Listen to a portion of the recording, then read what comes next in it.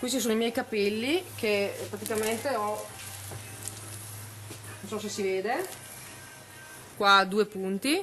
Invece io per staccare lei mi sono preso, per rivincolare nella confusione, mi sono preso un pugno nell'occhio e un calcio nella schiena. Nelle parole dei titolari del River Pub di San Giacomo di Veglia, tutto l'orrore per la violenza subita la sera del 28 marzo scorso, quando vennero aggrediti nel loro locale da un marocchino ubriaco al quale si erano rifiutati di dare da bere. Un soggetto violento, noto alle forze dell'ordine, condannato nel 2017 per lesioni personali, minaccia e resistenza pubblico ufficiale e che ora finalmente è stato espulso dall'Italia in quanto persona socialmente pericolosa.